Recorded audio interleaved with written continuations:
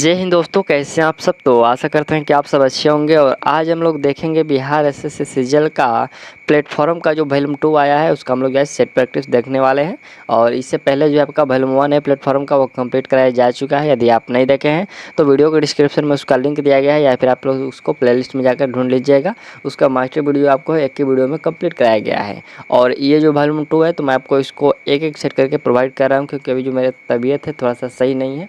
यदि मेरा तबीयत सही हो जाएगा तो मैं आपको इसका भी एक ही वीडियो में मास्टर वीडियो आपको प्रोवाइड कर दूंगा। तब तक आपको ये एक एक सेट दिया जाएगा। तो चलिए हम लोग इसको शुरू करते हैं। और इसमें भी आपको जो है 20 प्रैक्टिस सेट दिया गया है। यदि आप इसको खरीदना चाहते हैं तो आपको मार्केट में 180 रुपये में मिल जाएगा। आप लोग इसको खरीद कर आसानी से पढ़ सकते हैं। चलिए हम लोग इसको शुरू करते हैं। और इसमें आपको जो है टोटल हम लोग सेट की बात करें तो 20 सेट है। इसके आप लोग कंटेंट देख लीजिए। बिहार कर्मचारी चयन आयोग और तृतीय स्नातक स्तरीय संयुक्त प्रारंभिक परीक्षा या प्रारंभिक प्रायोगिक परीक्षा 2022 के लिए आपको जो है मॉडल सेट तैयार किया गया है। तो आप लोग इस पूरे सेट को लगा लीजिएगा। और यहाँ से हम लोग का जो है पहला सेट शुरू होता है। चलिए यहाँ से पहला प्रश्न ये रहा। प्रश्न कह रहा है कि बिहार पंचायती राज अधिनियम 2006 के अनुसार ग्राम सभा की बैठक की जो है गण पूर्ति के लिए कितने सदस्यों का होना आवश्यक है। गण पूर्ति के लिए कितने सदस्यों का होना आवश्यक है, तो ये आप लोग याद रखिएगा। कुल सदस्यों का 20वां भाग जो होना आवश्यक है। ऑप्शन हम लोग का 20 में सत्य होगा। ग्राम की जो बैठक की सूचना है ये ग्राम पंचायत कार्यालय द्वारा दी जाती है। और इसे डुगडुगी पिटवाकर या फिर अथवा कैसे भी करके ये प्रचार के अन्य माध्यमों से जो जनता के जानकारी में लाया जाता है। और ग्राम सभा की जो प्रत्येक बैठक की अध्यक्षता है ये संबंध ग्राम पंचायत का मुखिया और उसकी जो है अनुपस्थिति में ये उप मुखिया करेगा।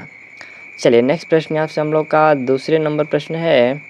यह प्रश्न करें कि रॉकेट नोदन किस वैज्ञानिक सिद्धांत पर आधारित है। रॉकेट नोदन ये किस वैज्ञानिक सिद्धांत पर आधारित है, तो यह आधारित है आपको न्यूटन के तीसरे नियम पर। याद रखिएगा न्यूटन के ये तीसरे नियम पर आधारित है। न्यूटन का तीसरा नियम कहता है कि किसी वस्तु पर लगाया गया बल वस्तु द्वारा विपरीत दिशा में लगाया गया वस्तु द्वारा जो है विपरीत दिशा में लगाया गया प्रतिक्रिया बल के ये बराबर होता है। और रॉकेट में जो है ईंधन की जो है दहन से पैदा हुई गैस बाहर निकलती है और इसकी जो प्रतिक्रिया है वो रॉकेट को धकेलती है। ठीक।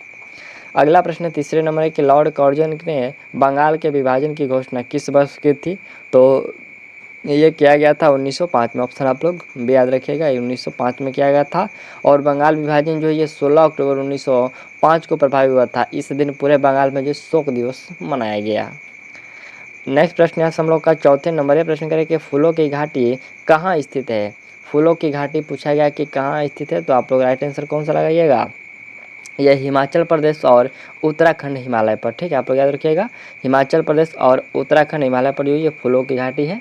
और ऑप्शन हम लोग इसमें डी कर लीजिएगा। देखिए फूलों की घाटी मुख्यतः चमोली जिला में स्थित है। अभी आपको याद रखना है कि ये जो कहाँ है तो ये चमोली जिला में है। और ये भी माना जाता है कि जो रामायण काल में हनुमान जी जो संजीवनी बूटी की खोज में इसी घाटी में पधारे थे, यानी कि इसी घाटी में जो है पहुँचे थे। ठीक। चलिए इस शासकों को 1857 के विद्रोह में शामिल होने के लिए पत्र लिखने यहाँ पर जो पत्र किसने लिखा। सभी शासकों को 1857 के विद्रोह में शामिल होने के लिए जो पत्र लिखा था वह किसके द्वारा पत्र लिखा गया था, तो ये याद रखिएगा ये पत्र लिखा गया था बहादुर शाह जफर के द्वारा। ऑप्शन आप लोग भी याद रखिएगा, बहादुर शाह जफर के द्वारा लिखा गया था। और हाँ एक बात, यदि आपको इसका PDF चाहिए तो वीडियो के डिस्क्रिप्शन में मैंने टेलीग्राम का लिंक दिया है, वहाँ से आप लोग जो है टेलीग्राम ज्वाइन कर लीजिएगा। ठीक। और बहादुर शाह हम लोग जफर की बात करें तो इसका जो शासनकाल था ये 1837 से लेकर के 1837 से लेकर के ये 1857 तक था। ठीक, याद रखिएगा ये टोटल 20 साल तक शासनकाल था बहादुर शाह जफर का। और लाल किला स्थित जो हीरा महल है ये बहादुर शाह ने ही बनवाया था, बहादुर शाह जफर ने ही बनाया था। और इसकी हम लोग बात करें तो ये बहादुर शाह को जो है रंगून भेज दिया गया था, और जहाँ इनको 1862 में जो है उनकी मृत्यु हो गई थी। ठीक। चलिए किस चीनी यात्री ने यहाँ पर जो किस चीनी विद्वान ने भारत में बौद्ध धर्म ग्रंथ के अध्ययन किया था, तो यह किया गया था हैंसोंग के द्वारा। याद रखिएगा हैंसोंग के द्वारा जो है ये बौद्ध धर्म ग्रंथों का अध्ययन किया गया था। और यह था, ये भी आपको याद रखना है। टोटल ये 15 वर्षों तक यहाँ रहा था और 645 ईस्वी में यह अपने चीन लौटा था। और ये जो है आपका इसका जो भ्रमण है ये हैंसोंग का ये आपको CU नाम से प्रसिद्ध है। ठीक है, याद रखिएगा इसका जो वृत्तांत है भ्रमण है वह CU की नाम से जो है प्रसिद्ध है, और जिसमें जो लगभग में 138 देशों का जो इसमें विवरण मिलता है। ठीक, चलिए, निम्नलिखित में से कौन नरम दल के नेता थे? देखिए, नरम दल के नेता पूछा गया कि कौन थे, तो आपका राइट आंसर होगा अरबिंदो घोष। देखिए, सॉरी, अरविंद घोष। तो देखिए, अरविंद, इसमें जो कांग्रेस की जो दल थी वो स्वतंत्रता के समय ये 2 गुटों में बट गई थी। पहला जो था नरम दल और दूसरा जो था वो गरम दल था। तो पहला में जो गरम दल था, तो गरम दल में जो नेता थे वो थे बाल गंगाधर तिलक थे, लाला लाजपत राय थे, बिपिन चंद्रपाल थे और अरविंद घोष थे। ये सभी जो थे ये कौन से के थे? तो ये उग्रवादी विचारधारा के 4 प्रमुख नेता थे। ठीक, इसमें पूछा गया कि कौन सा नहीं है नरम दल में, तो नरम दल में तो ये अरविंदो घोष ये उग्रवादी हैं, यानी कि गरम दल के हैं। और नरम दल के जो नेता थे वह थे दादा भाई नौरोजी, फिरोज शाह मेहता और व्योमेश बनर्जी थे, सुरेंद्र नाथ बनर्जी थे, आदि जो ये लोग थे ये नरम दल थे। लेकिन ये जो कांग्रेस के नरम दल और गरम दल थे, तो इन दोनों का जो टारगेट था वो एक ही था कि अंग्रेज़ों को खदेड़ देना है। ठीक, तो उसी तरह आपका भी जो है टारगेट होना चाहिए कि आप अभी यदि दिन में पढ़े या फिर रात में पढ़े, लेकिन टारगेट आप लोग इस बार यही रखिएगा कि जो आपको इस बार जो बिहार एसएससी में सिलेक्शन लेकर ही रहना है। ठीक, जैसे ये कांग्रेस वाले किए थे नरम दल और गरम दल में करके और उसको खदेड़ दिए थे अंग्रेजों को। ठीक, चलिए, अगला प्रश्न है कि तो ये गीतांजलि जो है लिखी गई थी बंगाली भाषा में। ऑप्शन बी याद रखिएगा। देखिए, गीतांजलि के लिए जो 1913 में रविंद्रनाथ टैगोर जी को जो है नोबेल पुरस्कार भी मिला हुआ था। कब? 1913 में। हम लोग का है कि निम्नलिखित में से किस दवा का सेवन दुश्चिंता को कम करने के, यहाँ पर जो दुश्चिंता को जो है कम करने के लिए किया जाता है, तो यह किया जाता है यहाँ पर उपशामक दवा का जो है उपयोग किया गया, सेवन किया जाता है, उपयोग किया जाता है। प्रकाश के तरंग सिद्धांत का जो है प्रतिपादन किसने किया था? तो यह प्रतिपादन किया गया था हाइजेनबर्ग के द्वारा। प्रकाश, यहाँ पर जो प्रकाश के तरंग का जो सिद्धांत का प्रतिपादन है ये हाइजेनबर्ग के द्वारा किया गया था। चलिए, अगला प्रश्न हम लोग का यहाँ से कि भारत सरकार ने 2024 ईस्वी तक कितने नाभिकीय रिएक्टरों की स्थापना किया जाना प्रस्तावित किया है? तो ये किया गया है 11 नाभिकीय जो है रिएक्टरों का स्थापना प्रस्तावित किया है ये 2024 तक करने का। निम्नलिखित में कौन सा बौद्ध वास्तुकला के संबंध में जो सुमेलित नहीं है? देखिए, यहाँ पर बौद्ध वास्तुकला के संबंध में जो कौन सा आपको देखना है कि सुमेलित नहीं है, तो ये आपको देखना है जो चैत्य है ये वृक्ष है, ये गलत है। बाकी जो स्तूप है ये टोप से है, बिहार है जो ये मठ है, और स्तंभ जो है ये लत से है। तो यहाँ से चैत्य जो गलत है। चैत्य का मतलब क्या होता है? देखिए, चैत्य का जो शाब्दिक अर्थ होता है चिता संबंधी। साव दाह के जो है पश्चात बचे हुए अवशेषों को भूमि में गाड़ करके उनके ऊपर जो समाधियाँ बनाई गई, या फिर उनको जो प्रारंभ में चैत्य स्तूप कहा गया था। ठीक, चैत्य जो है ये आपको बौद्ध धर्म में पूजा स्थल होता था। क्या होता था? चैत्य जो है ये बौद्ध धर्म में पूजा स्थल होता था। और थोड़ा सा हम लोग जान लेते हैं, तो बुद्ध के जो जीवन के संबंध में बौद्ध के धर्म के प्रतीक है, जैसे कि जन्म का जो उनका प्रतीक है वो कमल एवं साढ़ है, गृह त्याग का जो उनका प्रतीक है वो घोड़ा है, ज्ञान प्राप्ति का जो प्रतीक है वो पीपल है, और निर्वाण का जो प्रतीक है वो पद चिन्ह है। ठीक, चलिए, और एक यहाँ से हम लोग का प्रश्न है कि जो गौतम बुद्ध के संबंध में कि जो लाइट ऑफ एशिया, ये जो लाइट ऑफ एशिया पुस्तक है ये किसके द्वारा रचित किया गया था? आप लोग याद होगा तो बताइएगा। ये किया गया था एडविन आर्नल्ड के द्वारा। किसके द्वारा? लाइट ऑफ एशिया जो आप याद होगा ये नामक जो पुस्तक है इसकी रचना किया गया था एडविन आर्नल्ड के द्वारा। ठीक, चलिए, नेक्स्ट प्रश्न यहाँ से हम लोग का ये गणित का प्रश्न आता है, तो हम लोग गणित के प्रश्नों को छोड़ देते हैं और इसको आप लोग पीडीएफ के साथ सर्व कीजिएगा। चलिए, जो प्रश्न यहाँ से हम लोग का ये 23 नंबर प्रश्न है।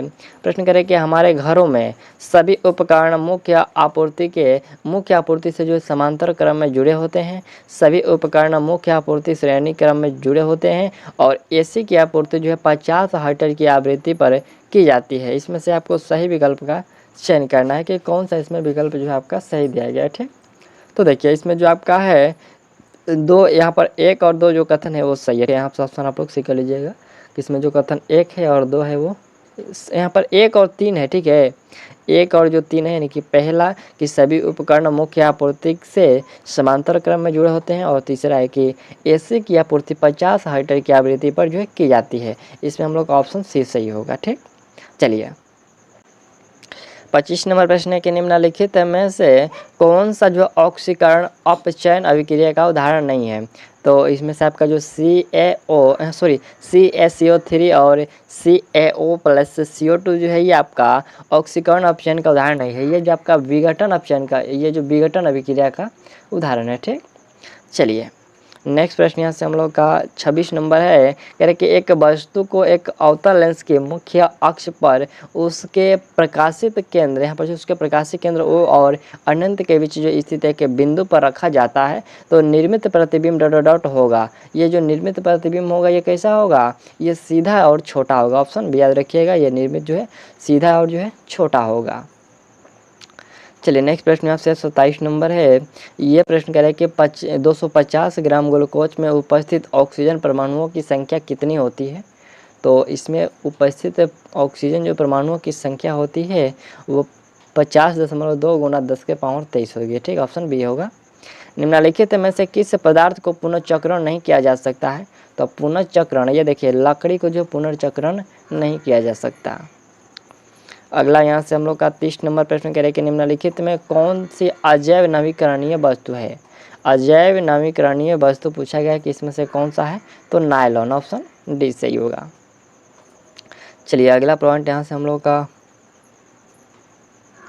ये 32 नंबर प्रश्न है कि कोशिका में लयनकाय यानी कि लाइसोसोम का क्या कार्य होता है। तो इसमें जो है कार्य होता है कि कोशिका के द्वारा जो ग्रहण की गई सामग्री को जो है पचाना। क्या होता है, कोशिका के द्वारा जो है ग्रहण की गई जो है सामग्री को जो है पचाना, यह काम होता है लाइसोसोम का। लाइसोसोम जो होता है ये बहुत ही सूक्ष्म कोशिकांग है जो कि छोटी पुटिकाओं के रूप में ये पाए जाते हैं और इसमें जो है ऐसे हाइड्रोलाइटिक एंजाइम होते हैं जिनमें जीव द्रव्य को घुला देने या नष्ट करने की क्षमता होती है। निम्नलिखित में कौन सा भारत की संसद का अंग नहीं है। देखिए भारत के संसद का कौन सा इसमें अंग नहीं लग रहा है, ये मंत्रिमंडल इसका कोई अंग नहीं है। भारत की संसद का जो अंग है राष्ट्रपति है, राज्यसभा है, लोकसभा से मिल करके बनती है। ये सभी जो अनुच्छेद 79 में वर्णित है, ये मंत्रिमंडल कहीं पर नहीं है। ठीक, चलिए अगला पॉइंट यहाँ से आप लोग इसका आकृति गिनिए। इसमें कितना आकृति है, प्रश्न में एक आकृति दी गई, इस पर आधारित पूछे गए प्रश्नों को नीचे दी गई आकृति में कितने जो है ट्रायंगल है, त्रिभुज है। ठीक, तो इसमें त्रिभुजों की जो संख्या है वो 18 है। कितना, 18 है। ठीक, चलिए इसको आप लोग काउंट कर लीजिएगा। और अगला यहाँ से प्रश्न हम लोग का कि भूकंप, ज्वालामुखी विस्फोट और भूस्खलन को डॉट डॉट के रूप में जो है वर्गीकृत किया जा सकता है।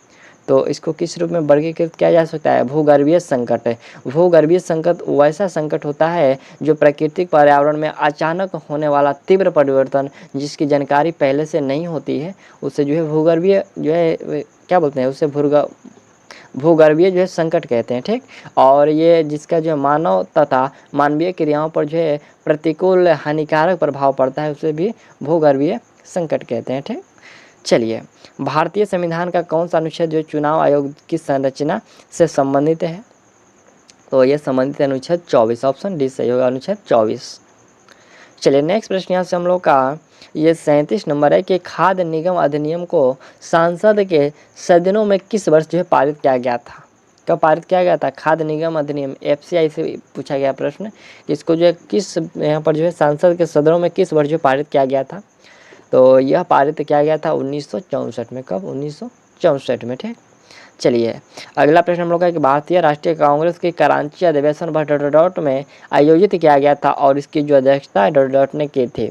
तो देखिए जो कराची का अधिवेशन है ये 1931 में किया गया था। कब, 1931 में, और इसका जो अध्यक्षता है वह सरदार वल्लभ भाई पटेल के द्वारा की गई थी। और इस अधिनियम में जो एक खास करके एक गांधी जी के द्वारा जो एक नारा यानी कि वाक्य कहा गया था, जो शब्द समझिए कि शब्द कहा गया था कि गांधी मर सकता है लेकिन गांधीवाद नहीं। ये इसी अधिवेशन में जो है गांधी जी ने कहा था। ठीक, चलिए अगला यहाँ से हम लोग का प्रश्न जो है वह 40 नंबर प्रश्न हम लोग का है कि गंगा नदी में प्रदूषण के उन्मूलन हेतु भारत सरकार ने किस वर्ष जो है गंगा कार्य योजना चरण 1 पेश की थी। यहाँ पर जो प्रथम चरण पूछा गया कि कब पेश किया गया था, 85, 95, 84 या फिर 94, कब है। तो ये पेश किया गया था 1985 में। पहला जो चरण है ये 1985 में पेश किया गया था। और 4 नवंबर 2008 ईस्वी को जो गंगा को राष्ट्रीय नदी भी घोषित किया गया था। कब, 4 नवंबर 2008 को, याद रखिएगा। निम्नलिखित में से कौन भारतीय संविधान की जो मसौदा समिति के सदस्य नहीं थे पूछा गया है। कौन नहीं थे जी? तो के.एम. पर्रिकर और एच.एन. जो है कंजूरू, के.एम. पर्रिकर और एच.एन. कंजूरू जो थे ये मसौदा समिति के अध्यक्ष जो है ये नहीं थे, ठीक, सदस्य जो थे नहीं थे। चलिए अगला प्रश्न यहाँ से हम लोग का यहाँ से 42 नंबर प्रश्न है। यह प्रश्न कि 26 जनवरी 2019 ईस्वी तक के प्राप्त जानकारी के अनुसार लोकसभा में ... सीटें अनुसूचित जातियों के लिए जो आरक्षित है और ...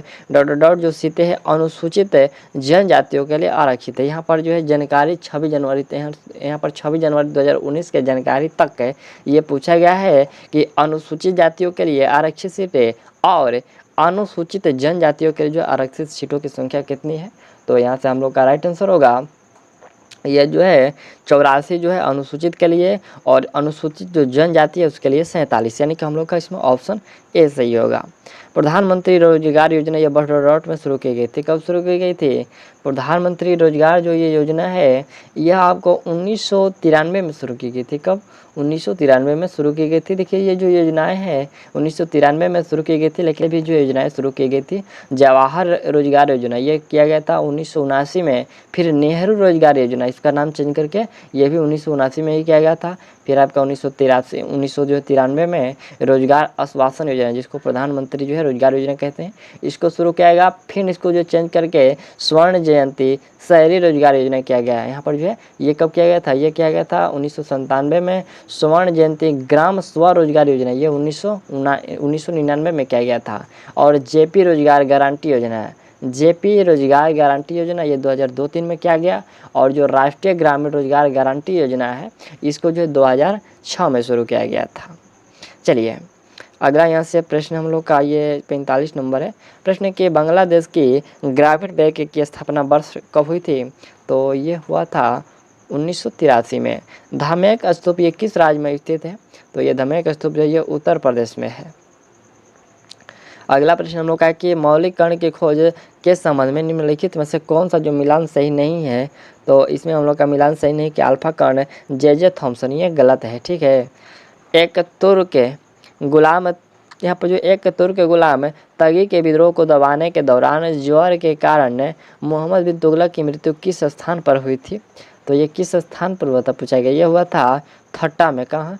ये हुआ था थट्टा में। अगला प्रश्न यहाँ से 49 नंबर प्रश्न के निम्नलिखित में से किसने 1828 ईस्वी में ब्राह्म समाज की स्थापना की थी? तो ब्राह्म समाज की स्थापना ये 1828 ईस्वी में किसके द्वारा ये किया गया था? राजा राम मोहन राय के द्वारा। ऑप्शन बी सही होगा, राजा राम मोहन राय के द्वारा। और ये जो राजा राम मोहन राय में जो राजा की उपाधि है ये किसके द्वारा दिया गया था? यह राजा की जो उपाधि है मोहम्मद शाह अकबर द्वितीय ने यह राजा की उपाधि दिया था। चलिए अगला यहाँ से 50 नंबर प्रश्न है। यह प्रश्न कह रहा है कि केसरिया स्तूप की खोज 1998 ईस्वी में निम्नलिखित पुरातत्वविदों में से किसने यहाँ पर जो किसके नेतृत्व में एक खुदाई के दौरान हुई थी? तो ये किसके दौरान यहाँ पर किसके नेतृत्व में हुआ था? यह हुआ था के मोहम्मद के नेतृत्व में। मौलिक कण के आवेश के संबंध में निम्नलिखित में कौन सा जो विकल्प गलत है? कौन सा विकल्प पूछा गया कि गलत है? तो ये न्यूट्रॉन और -2 ये जो है आपका गलत है। मौलिक कण के आवेश के संबंध में निम्नलिखित में से ये कथन गलत है, बाकी जो यहाँ पर 3 है वो सही है। चलिए अगला यहाँ से न्यूट्रॉन का ये जो न्यूट्रॉन का होता है कितना होता है? न्यूट्रॉन का -2 नहीं होता, ये 0 होता है। अगला यहाँ से 52 नंबर प्रश्न है कि निम्नलिखित में से कौन हिंदू विधवा पुनर्विवाह अधिनियम 1856 के सबसे प्रमुख प्रचारक थे? कौन? तो इसके जो प्रचारक थे वो ईश्वर चंद्र विद्यासागर थे। उस समय जो है इसमें जो 1856 के समय जो विधवा पुनर्विवाह अधिनियम ये लॉर्ड कैनिंग के समय में पारित हुआ था। किसके समय में? लॉर्ड कैनिंग के समय में। ग्राम पंचायत के स्टाफ के अंतर्गत कौन शामिल नहीं है? स्टाफ के अंतर्गत पूछा गया कि कौन शामिल नहीं है? तो इसमें जो जिला निर्वाचन अधिकारी ये शामिल नहीं होता है। ग्राम पंचायत के स्टाफ के अंतर्गत होते हैं ग्राम पंचायत सचिव होते हैं, ग्राम पंचायत के कार्यालय जो है प्रभारी यहाँ पे प्रभारी होते हैं, अवैतनिक जो कर्मचारी एवं व्यावसायिक होते हैं, बल्कि यहाँ पर जिला निर्वाचन पदाधिकारी नहीं होते हैं। अगला यहाँ से 54 नंबर प्रश्न है कि आँख का कौन सा भाग रेटिना की बाहरी परत को ऑक्सीजन और पोषण प्रदान करता है? कौन प्रदान करता है? ये आपको कोलाइड जो है, जो कि रक्त पटल कहते हैं, यह ऑक्सीजन और पोषक जो है प्रदान करता है। चलिए नेक्स्ट प्रश्न यहाँ से हम लोग का ये प्रश्न अगला जो है नेक्स्ट पॉइंट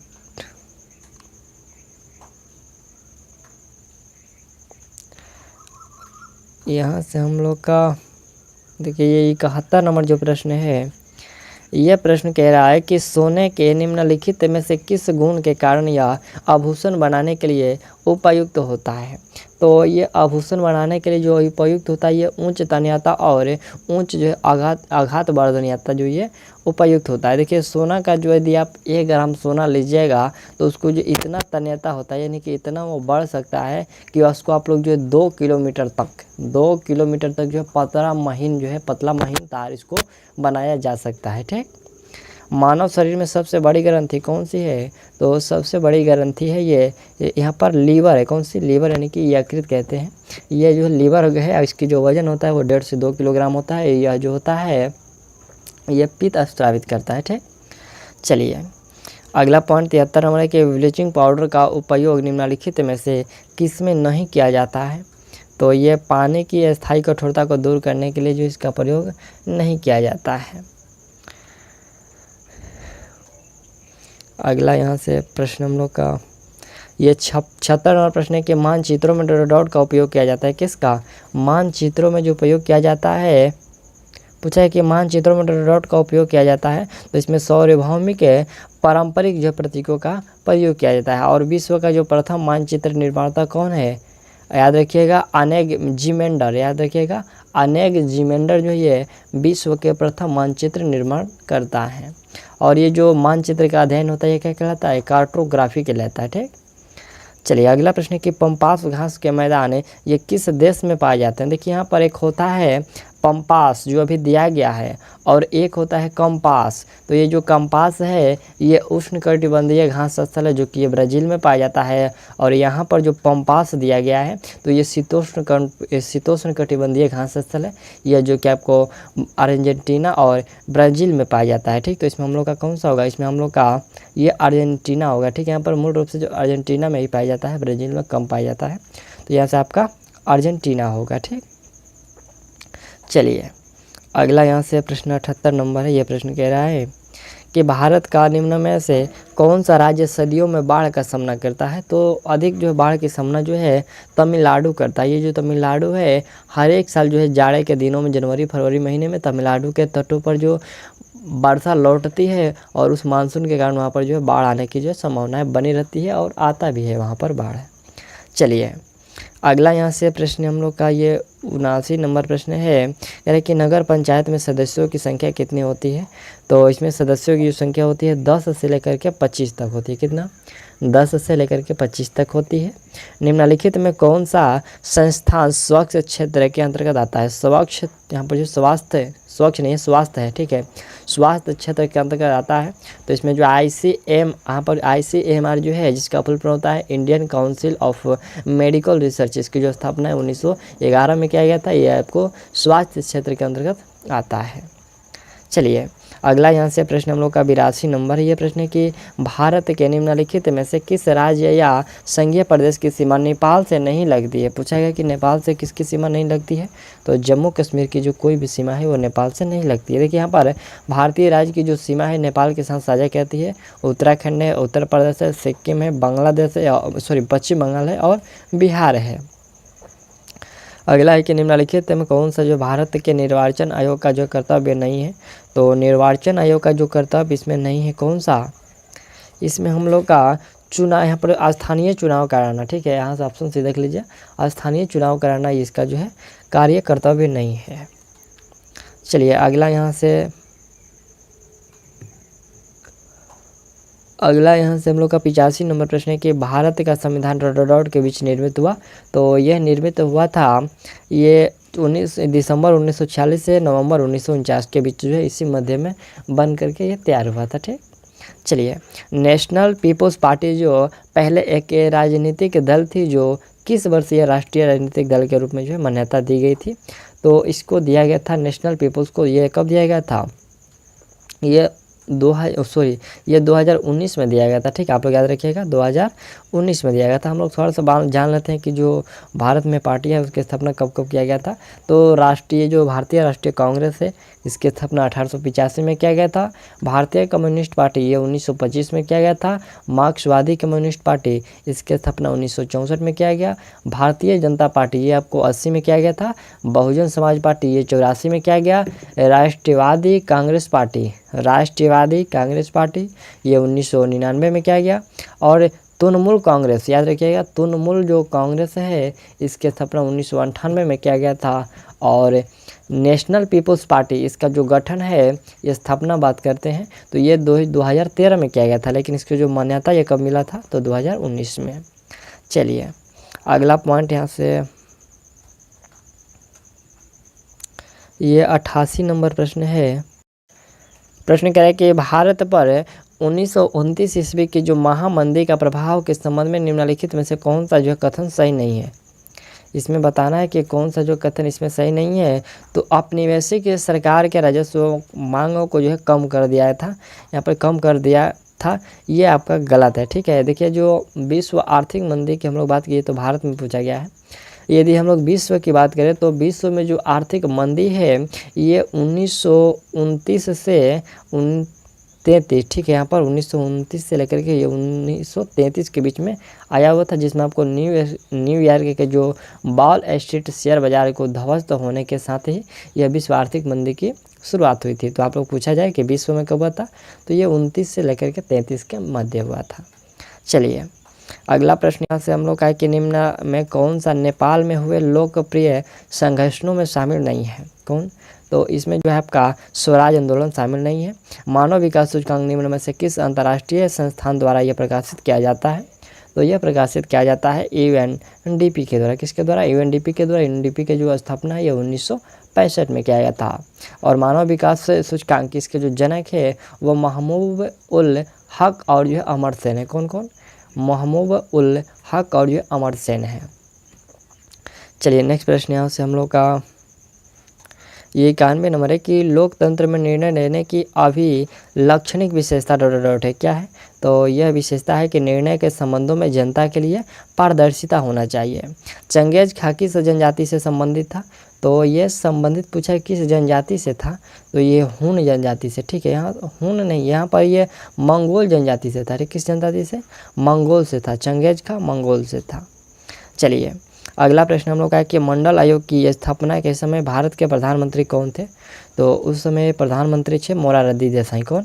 मोरारजी देसाई। देखिए, जो मंडल आयोग की स्थापना के समय प्रधानमंत्री मोरारजी देसाई थे। मोरारजी जो देसाई हैं ये प्रथम गैर कांग्रेसी भारत के प्रधानमंत्री हैं। 1 जनवरी 1979 को बीपी मंडल की अध्यक्षता में जो पिछड़ा वर्ग आयोग बनाया गया और मंडल आयोग ने 1980 में अपना रिपोर्ट सरकार को सौंप दिया, इनकी कांग्रेस सरकार को सौंप दिया।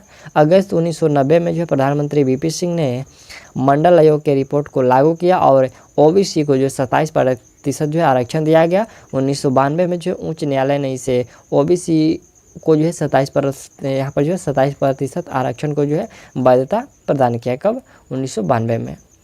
चलिए, अगला है कि यदि किसी व्यक्ति को उसकी जाति के आधार पर सरकारी नौकरी से वंचित किया जाता है तो यह भारतीय संविधान द्वारा प्रदान किए गए निम्न मौलिक अधिकारों में से किसका उल्लंघन है? तो यह उल्लंघन है अनुच्छेद 16 का। ठीक है, आप लोग याद रखिएगा कि सरकारी नौकरी में वंचित किया जाता है यदि आपको जो है किसी जाति के आधार पर, तो ये अनुच्छेद जो 16 के अंतर्गत ये उल्लंघन है। ठीक है, अनुच्छेद 16 में अक्सर ये मानवता जो प्रदान किया गया है, सरकार द्वारा नियोजित पदों पर जो कोई भेदभाव नहीं किया जाएगा, ये अनुच्छेद 16 में वर्णित है। और अनुच्छेद 16 के 4 के अंतर्गत जो सामाजिक और शैक्षणिक रूपों से कमजोर वर्ग का जो है आरक्षण दिया गया है। चलिए, अगला यहाँ से प्रश्न हम लोग का 95 नंबर की प्रधानमंत्री नरेंद्र मोदी की जीवनी। मोदी एक तारे की अतुल्य उदय के लेखक कौन है? तो इसके लेखक हैं तरुण विजय। हिंदुस्तान एरोनॉटिक्स लिमिटेड मुख्यालय इसका कहाँ है? इसका मुख्यालय जो है बेंगलुरु में, ठीक, कहाँ है, बेंगलुरु में, और इसकी स्थापना जो है 1940 में किया गया था। अगला यहाँ से हम लोग का एक विषम ज्ञात करना है, ये तो आपका रीजनिंग का प्रश्न है। तो इसमें हम लोग का विषम हो जाएगा कि ऊँट एवं दहाड़ना, ये ऊँट कभी दहाड़ता है नहीं, ठीक। चलिए अगला यहाँ से प्रश्न हम लोग का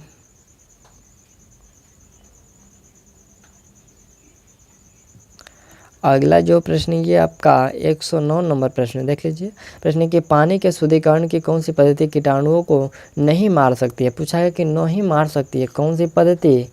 इसमें आपका उबालना है, छानना है, श्वासन है और क्लोरीनीकरण है। इसमें ये जो छानना है, छानने से जो कीटाणु नहीं मरते हैं। वह सर्वाधिक सुविधापूर्ण दूरी जिस पर कोई व्यक्ति सामान्य या आँख से पढ़ सकता है तो वह है आपका 25 सेंटीमीटर। कितना? 25 सेंटीमीटर है। चलिए नेक्स्ट प्रश्न यहाँ से हम लोग का है कि फलों के रस में मिलाए जाने वाले खमीर में होने वाली अवायवीय श्वसन में शर्करा जो है किस रासायनिक पदार्थ में बदल जाती है, तो ये शर्करा जो है अल्कोहल में बदल जाती है। चुंबक का वह महत्वपूर्ण गुण जिसका उपयोग नाविकों तथा यात्रियों द्वारा प्राचीन काल से किया जा रहा है, वो कौन सा गुण है, तो वह गुण है दिशा संबंधी गुण। यहाँ पर दिशा के संबंध में जो दिशा ज्ञात करने में चुंबक का जो है प्रयोग किया जाता है नाविकों के द्वारा। चलिए अगला यहाँ से प्रश्न हम लोग का 115 नंबर है। यह प्रश्न है कि 4 कक्षीय हृदय वाले सरीसृप का नाम चुनना है। इसमें कौन सा होगा?